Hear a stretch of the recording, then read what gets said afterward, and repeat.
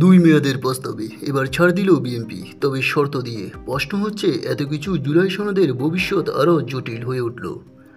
বাংলাদেশের রাজনৈতিক অঙ্গনে আবারও বড় উত্তাপ। প্রধানমন্ত্রীর মেয়াদ নির্ধারণের প্রশ্নে বিএনপির আগে কঠোর অবস্থান থেকে কিছুটা নমনীয়তা দেখিয়েছে।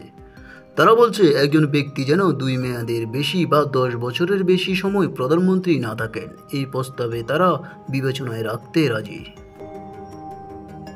কিন্তু এই সম্মতির পিছনে আছে এক বড় শর্ত। বিএনপির শর্ত হলো, জাতীয় সাংবিধানিক কাউন্সিলের মতো কোনো প্রস্তাব সংবিধানে রাখা যাবে না। তাদের মতে এই কাউন্সিল গঠিত হলে প্রধানমন্ত্রী নির্বাহী ক্ষমতায় বাধা পাবে, যা সাংবিধানিক ভারসাম্য নষ্ট করবে। জাতীয় ঐক্যমত কমিশন যদিও পরে আরেকটি বিকল্প প্রস্তাব দেয়, সাংবিধানিক ও সংবিধিবদ্ধ প্রতিষ্ঠানের নিয়োগ কমিটি, তবুও তাতে রাজি নয় বিএনপি এবং তাদের মিত্র দলগুলো।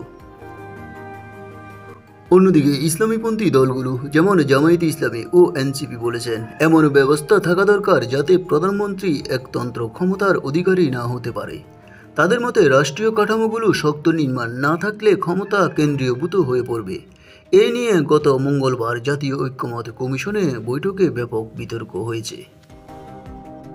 এখন প্রশ্ন উঠেছে, যখন মৌলিক বিষয়গুলোতে এখন পর্যন্ত ঐক্যমত পৌঁছানো যাচ্ছে না, তখন এত কাঙ্ক্ষিত জুলাই সনদ আদৌ কি বাস্তবে পরিণত হবে?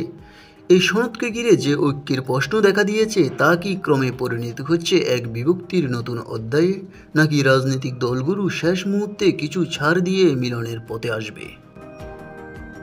তবে বিএনপির এই সত্য সঠিক সিদ্ধান্ত নাকি রাজনৈতিক কোনো হিসাবের অংশ, সেটি এখন প্রশ্ন। নিউজ বাংলা 29।